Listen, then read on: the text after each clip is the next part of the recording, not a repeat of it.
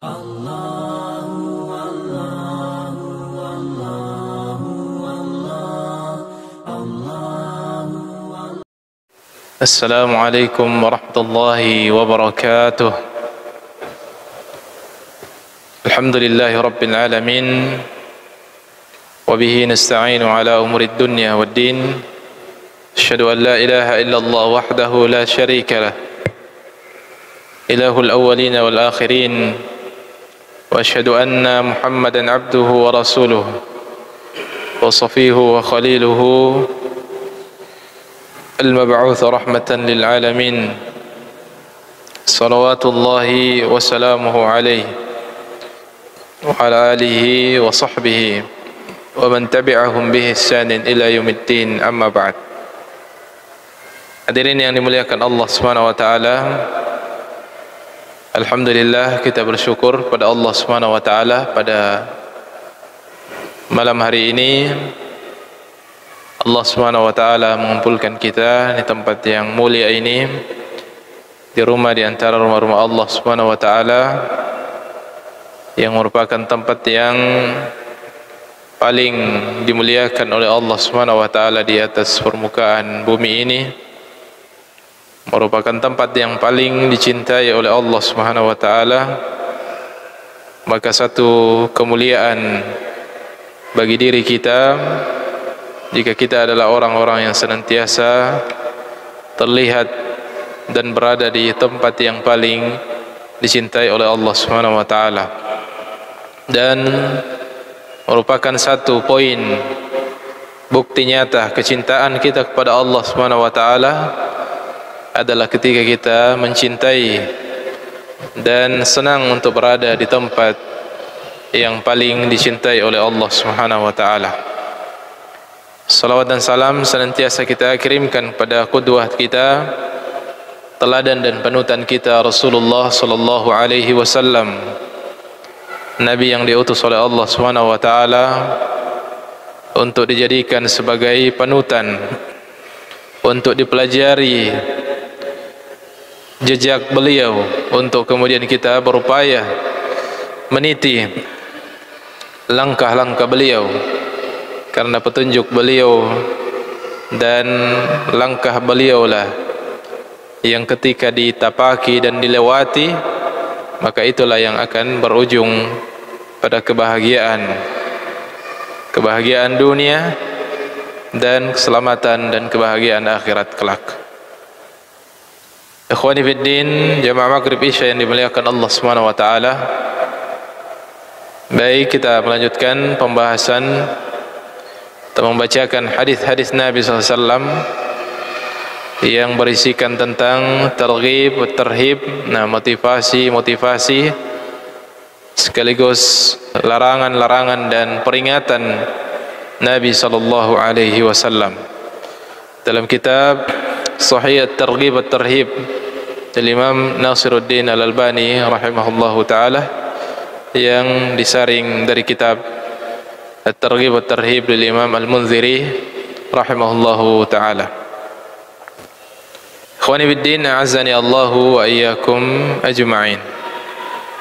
Saat ini kita masih membacakan hadis-hadis Nabi sallallahu alaihi wasallam pada bab At-Tarhib, peringatan Nabi sallallahu alaihi wasallam terhadap orang-orang yang melalaikan salat atau bahkan meninggalkan salat dengan sengaja. Di beberapa hadis yang telah kita bacakan di pertemuan sebelumnya, beberapa hadis ia menyebutkan peringatan tegas. Ia bahkan sebagian dari para sahabat dan para ulama kemudian menyimpulkan berdasarkan hadis-hadis tersebut bahwasanya orang yang meninggalkan salat amdan muta'ammidan, meninggalkan salat dengan sengaja, maka dia telah terjatuh kepada kekufuran dan kemusyrikan. Sebagaimana redaksi beberapa hadis yang telah kita bacakan sebelumnya.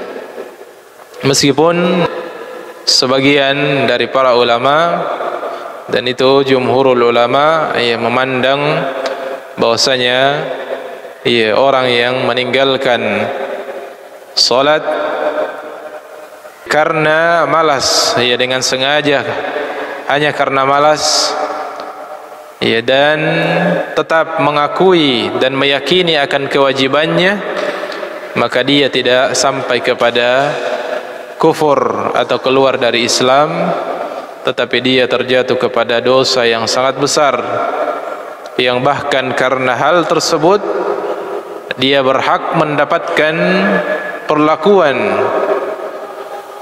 atau mendapatkan peringatan, hukuman sebagaimana yang diberikan kepada orang-orang yang kafir dan musyrik, seperti diperangi ketika dia tidak mau bertobat, atau bahkan dijatuhi hukuman penggal ketika dia tidak mau bertobat setelah diminta bertobat oleh hakim atau penguasa yang sah. Ikhwani biddin, azani Allah wa iyyakum ajma'in. Ini menunjukkan bahwasanya perkara meninggalkan salat adalah perkara yang sangat besar dalam agama kita. Dan juga tadi siang kami menyinggung tentang hal tersebut, mengingatkan tentang pentingnya atau kedudukan dari salat tersebut dalam agama seseorang. Bahwasanya salat dibahasakan oleh Nabi SAW, kedudukannya ibarat tiang pada setiap bangunan, sebagaimana sabda Nabi SAW, wa amuduhus salah, ra'sul amril Islam, pokok dari segala urusan adalah Islam, wa amuduhus salah, dan tiangnya adalah salat, wa dirwatu sanamihil jihad, dan puncak bangunannya adalah jihad fi sabilillah. Maka dari hadis ini bisa kita bayangkan bagaimana keadaan, bagaimana kualitas satu bangunan yang tidak ada tiangnya, rumah batu ataupun rumah kayu. Ketika dia tidak ada tiangnya, bagaimana dia bisa berdiri? Terlebih lagi rumah kayu, tidak mungkin akan berdiri tanpa tiang. Maka begitulah gambaran kondisi kualitas agama seseorang yang tidak salat. Meskipun dia telah bersyahadat tetapi dia tidak salat, maka seperti itulah gambarannya, ibarat rumah yang tanpa tiang, bagaimana rapuhnya, bagaimana kondisinya. Ikhwani biddin, azani Allah wa iyyakum ajma'in. Kemudian kita lanjutkan hadis yang berikutnya,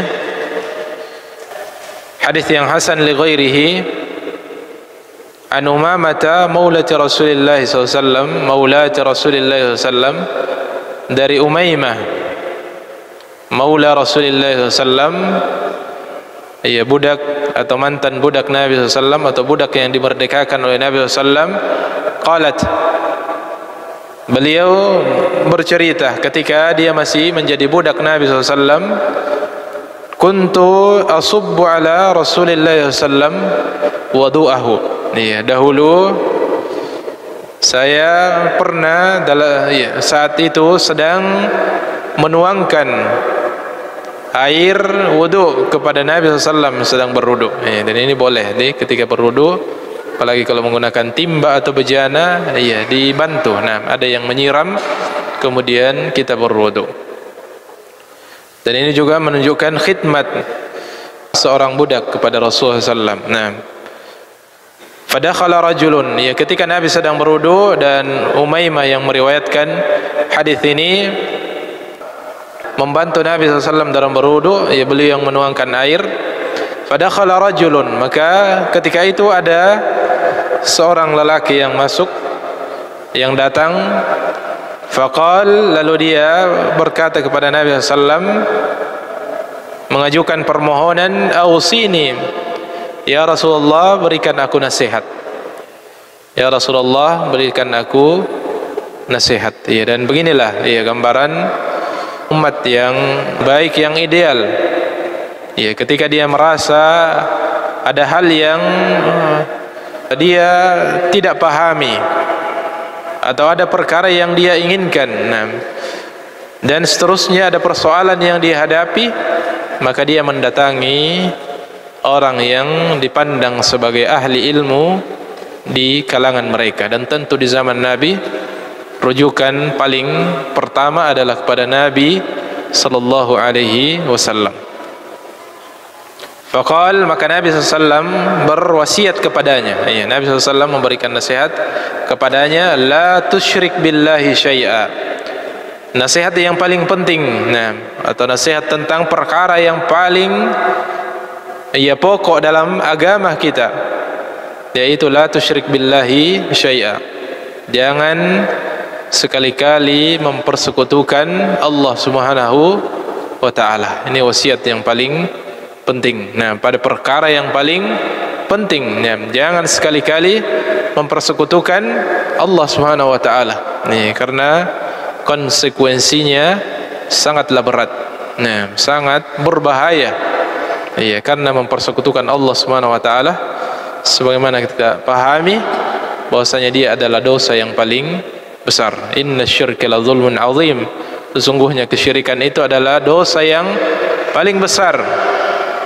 Kesyirikan bisa menghanguskan amalan dalam seketika. Semua amalan yang pernah kita kerjakan sebelumnya, atau semua amalan yang pernah dikerjakan oleh orang yang melakukan kemusyrikan, seketika dihanguskan dan dihapuskan, dibatalkan oleh Allah Subhanahu wa taala.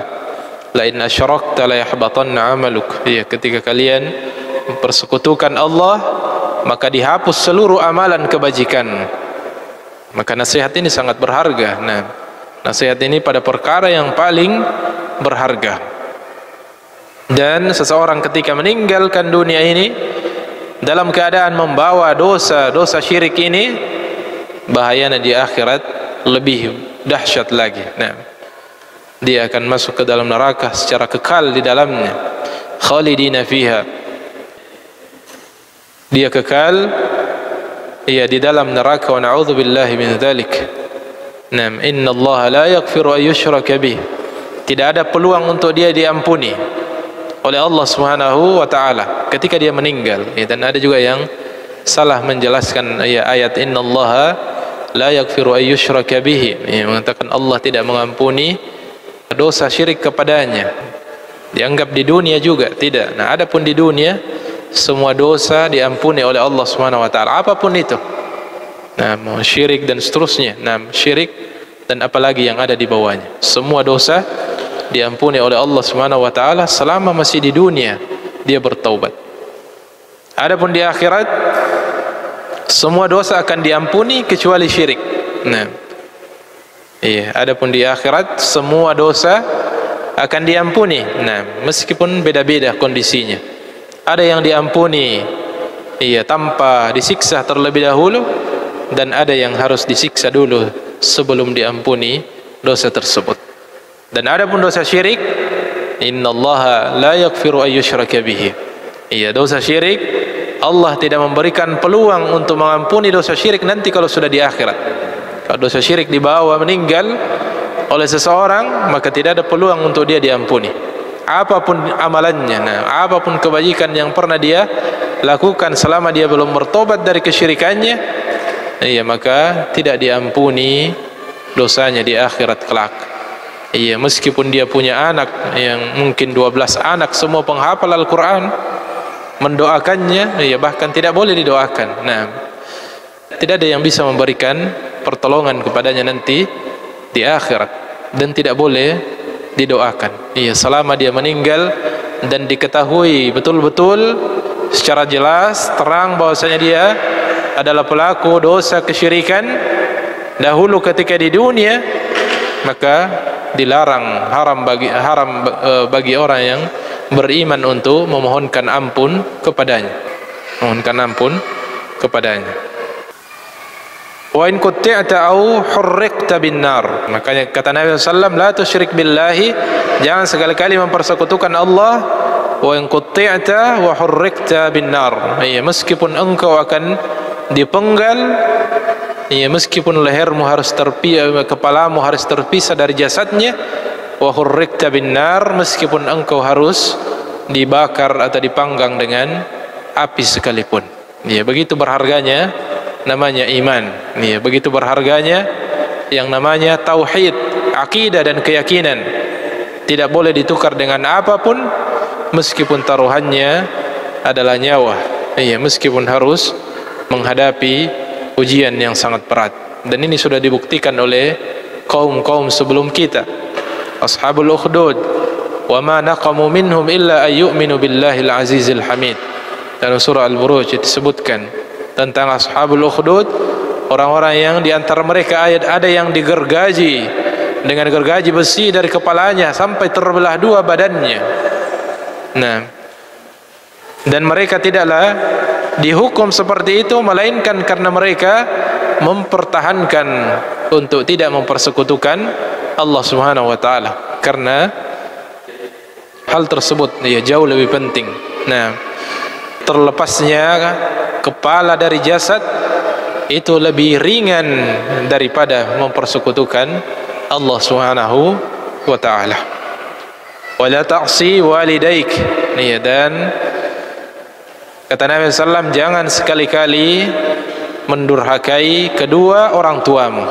Nah, dan ini digandengkan. Nah, dalam banyak ayat juga atau beberapa ayat disebutkan juga la tusyrik billah. Nah, jangan mempersekutukan Allah Subhanahu wa taala. Wa bil walidaini ihsana, dan kepada kedua orang tua berbaktilah, ya, berbuat baiklah. Ya, karena dua hak memang ini berdekatan. Ya, dua hak yang berulang kali disandingkan oleh Allah Subhanahu wa taala, dan juga Nabi kita menyandingkannya dalam beberapa hadis, menunjukkan perkara ini sangat penting. Nah, mempersekutukan Allah Subhanahu wa taala adalah dosa yang sangat besar kepada Allah, dosa yang paling dibenci, dan kedurhakaan yang paling besar adalah kedurhakaan kepada kedua orang tua. Nah, kedurhakaan yang paling besar adalah kedurhakaan kepada kedua orang tua. Maka ini diingatkan oleh Allah dan Rasulnya secara berdekatan, ya, bersanding antara peringatan untuk mentauhidkan Allah dan berbakti kepada kedua orang tua. Wa in amaraka an takhalla min ahlika wa dunyaka fatakhalla. Iya, bahkan Nabi mengatakan jika sampai ada kemudian orang tua atau kedua orang tua yang terpaksa atau menyuruh anaknya, menyuruhmu, wa in araka, wa in amaraka, meskipun keduanya menyuruhmu untuk meninggalkan keluargamu atau meninggalkan duniamu, fatakhalla, maka tinggalkanlah jika itu menjadi syarat bagi keduanya.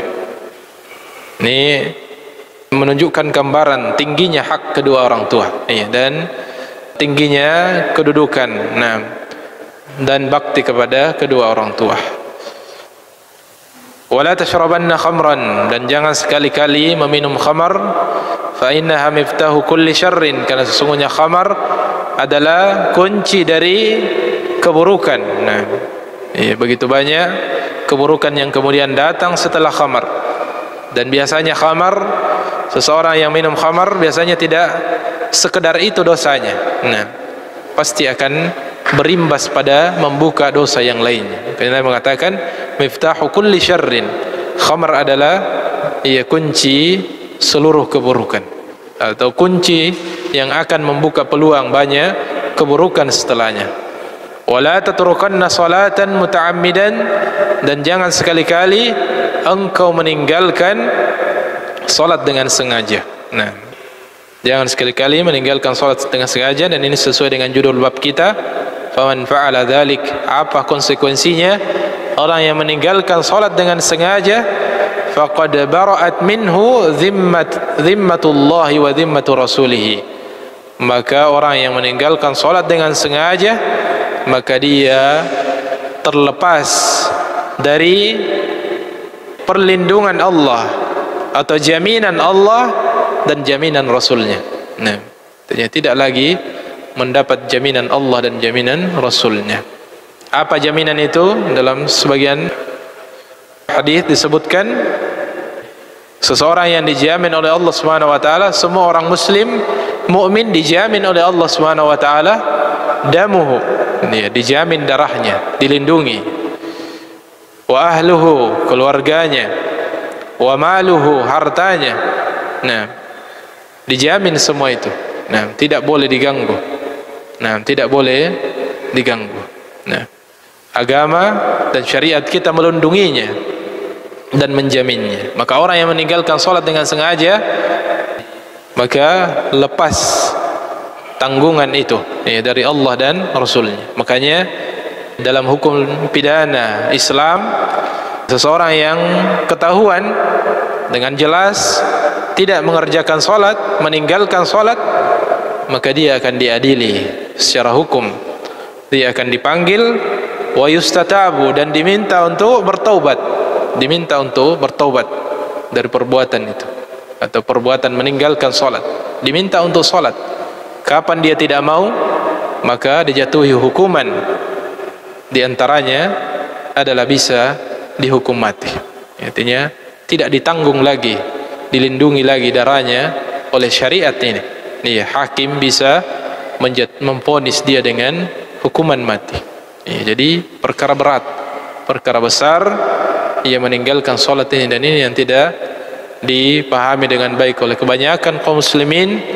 Sehingga masih banyak dari kaum muslimin yang kemudian meremehkan dan meninggalkan salat dianggap perkara yang biasa-biasa saja. Nah, bahkan tinggal dalam satu rumah, ada di antara anggota keluarga yang tidak salat, dipandang biasa-biasa saja. Kalau hilang 100.000, gempar satu rumah. Kalau ada yang hilang uang 100.000 atau motornya hilang, nah gempar satu rumah. Harus dilapor ke polisi, harus diselesaikan secara hukum.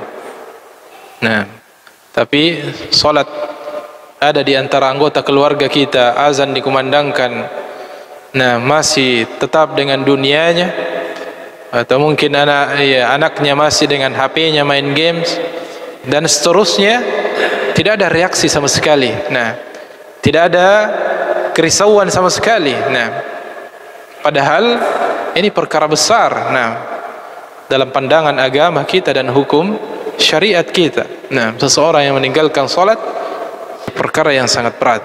Nah, ikhwani fiddin, jamaah maghrib isya yang dimuliakan Allah Subhanahu wa taala, itu yang berikutnya. Jadi ini di antara gambaran bahwasanya ini adalah perkara yang berat. Kemudian hadis yang berikutnya, an Abi Umamah radhiyallahu anhu, dari Abu Umamah radhiyallahu taala anhu, qala Rasulullah SAW bersabda, la tunqadanna ural Islam urwatan urwah.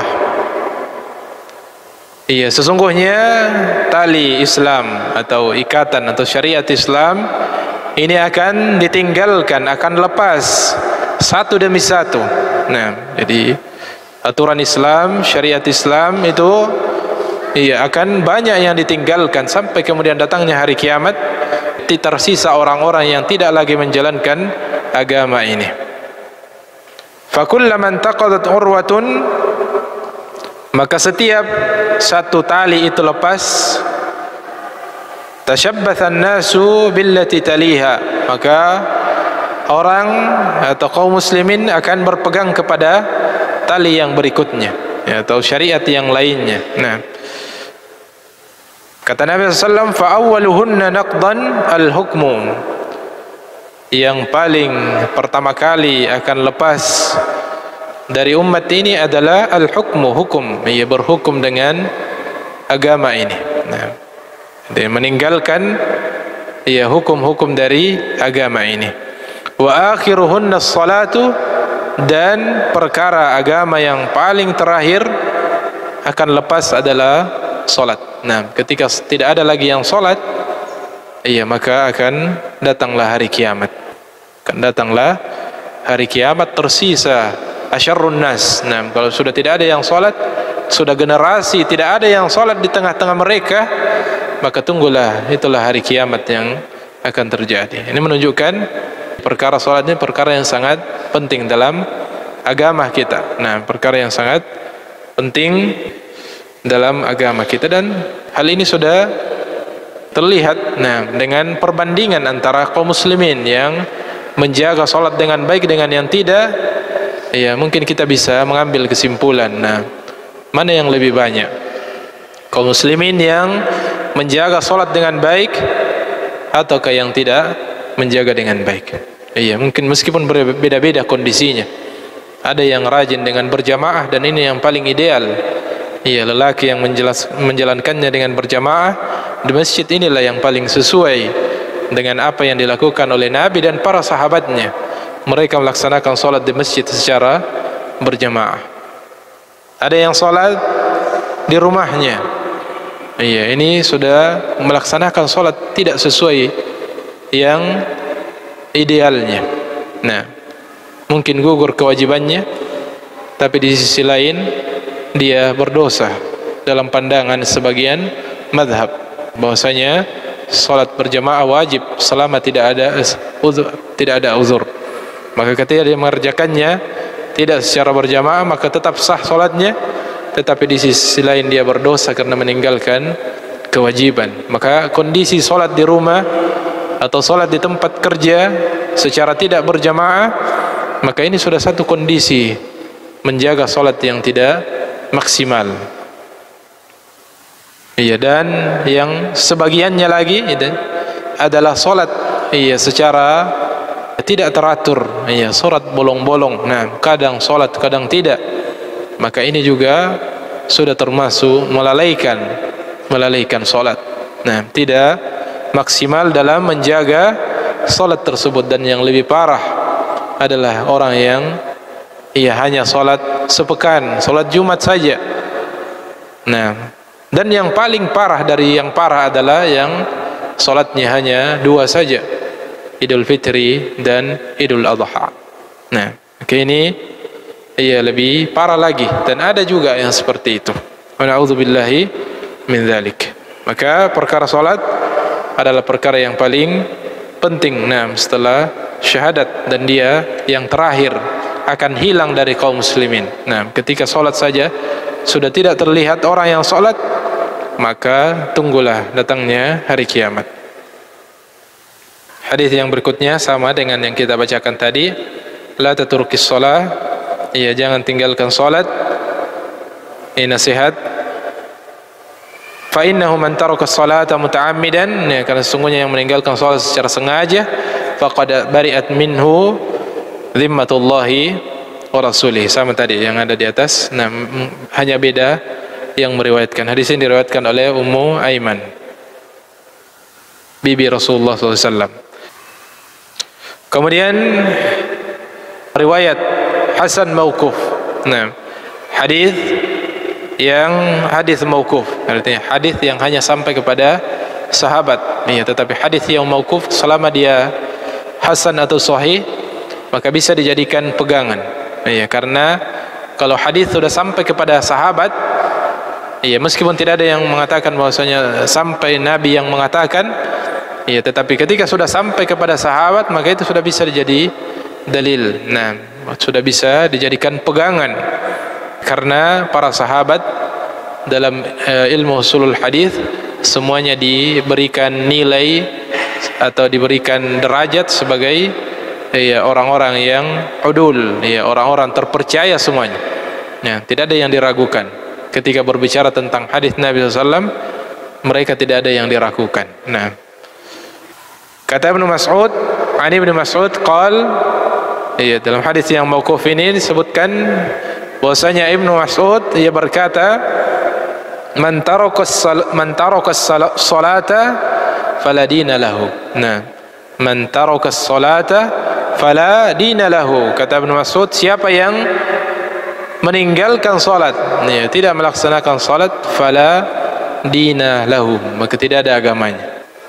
Tidak ada agamanya. Ini, dan memang beberapa sahabat besar itu memandang orang yang meninggalkan salat karena malas itu seperti redaksi hadis yang banyak yang kita bacakan, musyrik atau kafir. Ini perkara berat memang, termasuk apa yang diungkapkan oleh Ibnu Mas'ud termasuk min ulama'is sahabah, ya, orang yang mendalam keilmuannya dari kalangan para sahabat.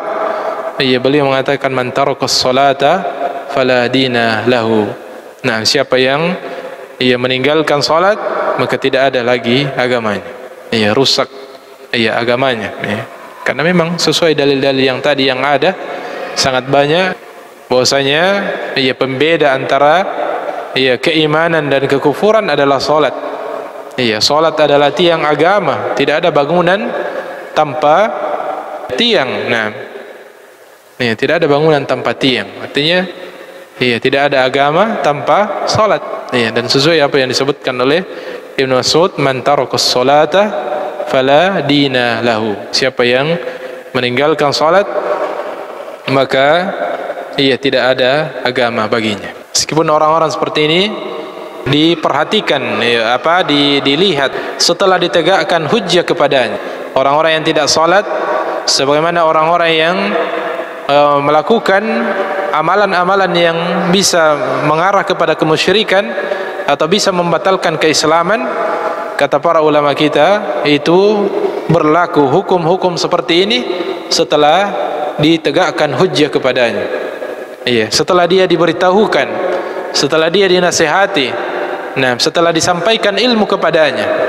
Karena sebagian dari orang-orang yang melakukan pelanggaran besar ini adalah orang-orang yang tidak memiliki ilmu, tidak mengetahui. Maka harus ada upaya untuk menyampaikan dan mendakwakan ilmu ini kepada mereka, menegakkan hujjah kepadanya. Setelah tegaknya hujjah, setelah mereka mengetahui tetapi mereka tidak mau mengerjakan, disinilah berlaku semua ancaman-ancaman yang telah disebutkan. Termasuk apa yang disebutkan oleh Ibnu Mas'ud, man taraqas salata fala dina lahu. Siapa yang meninggalkan salat, dia ibaratnya tidak ada lagi agama baginya. Kemudian juga sahih mauquf juga. Ini hadisnya mauquf juga, hanya sampai kepada Abu Darda.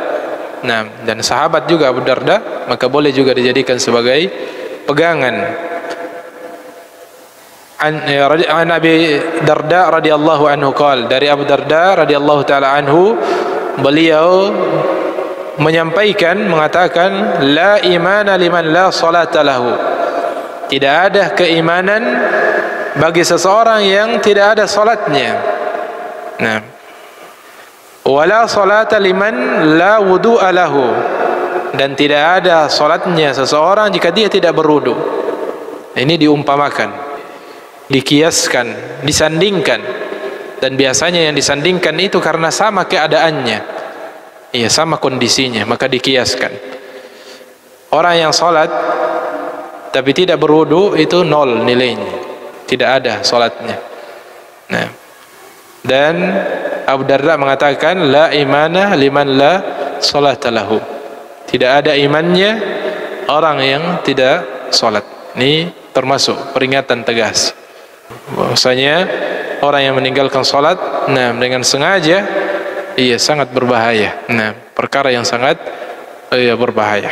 Sebagaimana tidak adanya nilai salat seseorang yang tidak berwudu. 1000 rakaat yang dia lakukan, kalau dia mampu tetapi tidak berwudu, itu dikali nol semuanya. Sama dengan nol pahalanya, tidak ada nilainya.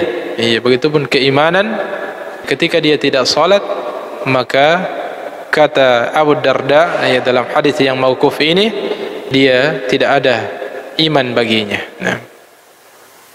Dan dalam banyak riwayat, termasuk dalam riwayat Ibnu Abi Syaibah, qala Nabi sallallahu alaihi wasallam, Nabi sallallahu alaihi wasallam menegaskan, man taraqas salata faqad kafara. Siapa yang meninggalkan salat tanpa uzur, dan tadi juga sudah kita sebutkan, setelah dijelaskan kepadanya, dia meninggalkan di atas ilmu, dia mengetahuinya, dia mengetahui ilmunya bahwa salat ini adalah kewajiban, rukun Islam, kedudukannya seperti ini, namun dia tetap saja meninggalkannya, maka bisa terjatuh pada apa yang ditegaskan oleh banyak hadis, man taraqas salata faqad kafara.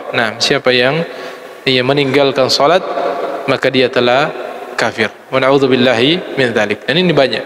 tetapi tidak boleh saling memponis. Nah, kaum muslimin tidak boleh saling memponis.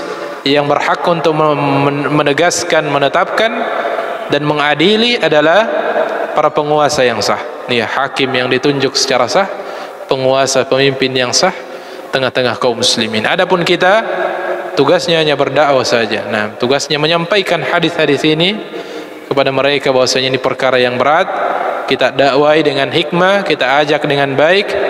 Nah, bahkan terkadang ya tidak perlu kita ingatkan dengan yang keras atau ancaman-ancaman, ya dengan keutamaan-keutamaan kita bisa mengajak mereka, keluarga kita dan orang-orang yang kita kenal yang belum sholat, kita ajak dengan baik, dengan berbagai cara metode yang hikmah, sehingga mereka bisa melaksanakan sholat. Iya, tidak kemudian arogan dalam menyampaikan, yang kemudian terkesan dianggap sebagai sesuatu yang keras dan seterusnya, tetapi kita dakwai dengan penuh hikmah. Nah, sesekali dengan terghib, motivasi, dan terkadang dibutuhkan tarhib, peringatan, karena beda-beda hati manusia.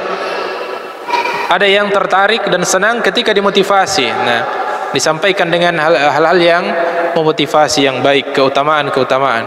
Dan ada juga orang yang nanti tersentuh ketika ancaman-ancaman keras yang disampaikan kepadanya. Maka metode-metode semua itu disampaikan dengan hikmah. Mudah-mudahan saudara-saudara kita yang belum mendapatkan hidayah untuk melaksanakan salat diberikan hidayah oleh Allah Subhanahu wa taala untuk mengerjakan ibadah yang paling mulia ini. Waqala Muhammad ibn Nasr al-Marwazi, dan berkata Muhammad ibn Nasr al-Marwazi, sami'tu Ishaq yaqul, bahwasanya beliau mendengarkan Ishaq, seorang tabi'in, mengatakan sahha anin Nabi sallallahu alaihi wasallam, bahwasanya benar sahih hadis dari Nabi sallallahu alaihi wasallam, anna tarikas salati kafirun, bahwasanya orang yang dengan sengaja meninggalkan salat atau sama sekali tidak melaksanakan salat setelah dia mengetahui ilmunya, maka dia bisa terjatuh kepada kekufuran. Wa kadzalika kana ra'yu ahli ilmi min ladun Nabi sallallahu alaihi wasallam, dan seperti itu yang dipahami oleh para ahli ilmi setelah Nabi SAW. Banyak dari kalangan sahabat mengambil pemahaman ini, dan begitu pun tabi'in, termasuk Ishaq yang menyampaikan ungkapan ini. Anna tarikas salati amdan, bahwasanya orang yang meninggalkan salat dengan sengaja setelah sampai ilmu kepadanya, min ghairi uzrin, dia meninggalkannya tanpa ada uzur, hatta yadhhabu waktuha, sampai keluar waktunya. Ya, ini lebih tegas lagi. Nah, satu waktu solat saja. Nah, satu waktu solat yang dia sia-siakan dengan sengaja.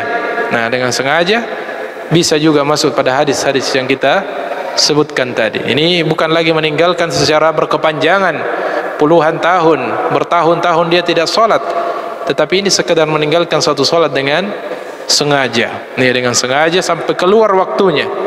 Ini salah satu pendapat. Ya, ini lebih tegas lagi mungkin ini. Ini lebih tegas lagi yang disampaikan oleh Ishaq. Nah, seorang tabi'in. Nah, bahwasanya hadisnya sahih dari Nabi SAW. Sebagian dari sahabat mengambil pendapat ini. Ini menunjukkan perkara yang sangat penting. Satu solat saja ya ditinggalkan, itu luar biasa konsekuensinya. Nah, kemudian ruwiya an Hammad ibn Zaid an Ayyub qal, nah, diriwayatkan dari Hammad ibn Zaid dari Ayyub, dan seorang sahabat, qal, dia mengatakan tarkus salati kufrun la yukhtalaf fihi, bahkan di tengah-tengah generasi terdahulu meninggalkan salat, mereka katakan meninggalkan salat adalah bagian dari kekufuran, la yukhtalaf fihi, tidak ada perbedaan di dalamnya. Ini perlu untuk kita sampaikan, agar kita betul-betul mewaspadai dan punya kepedulian dengan saudara-saudara kita kaum muslimin yang telah diberikan hidayah oleh Allah Subhanahu wa taala untuk mau memilih Islam sebagai agamanya, namun belum menunaikan dan menegakkan tiang-tiang agamanya, yaitu salat. Semoga mereka mendapatkan hidayah dari Allah Subhanahu wa taala, agar kemudian menjalankan ibadah yang sangat penting ini, dan semoga mereka diampuni dari apa-apa yang mereka telah tinggalkan. Taib, itu mungkin yang bisa kita sampaikan ya, pada malam hari ini. Barakallahu fikum, mudah-mudahan ada manfaatnya. Segala yang benar datangnya dari Allah, segala yang keliru datangnya dari diri kami secara pribadi. Nah, atau sebelumnya, oleh karena itu begitu pentingnya salat ini ya, sehingga merupakan satu ibadah yang mulai dari umur 7 tahun itu orang tua sudah diwanti-wanti. Nah, ini menunjukkan pentingnya. Mulai dari umur 7 tahun seorang anak sudah mulai harus didakwai untuk salat. Nah, meskipun dia belum wajib untuk salat, tapi sudah harus untuk dilatih salat, dan ketika sudah 10 tahun sudah harus diberikan penegasan. Dianjurkan untuk dipukul dengan pukulan yang mendidik ketika berusia 10 tahun kemudian dia tidak salat ya, karena memang perkaranya sangat penting ya, perkaranya sangat penting. Barakallahu fiik. Kita tutup dengan doa kafaratul majelis. Subhanakallahumma bihamdik, asyhadu an la ilaha illa anta, astaghfiruka wa atubu ilaik. Wassalamu alaikum warahmatullahi wabarakatuh.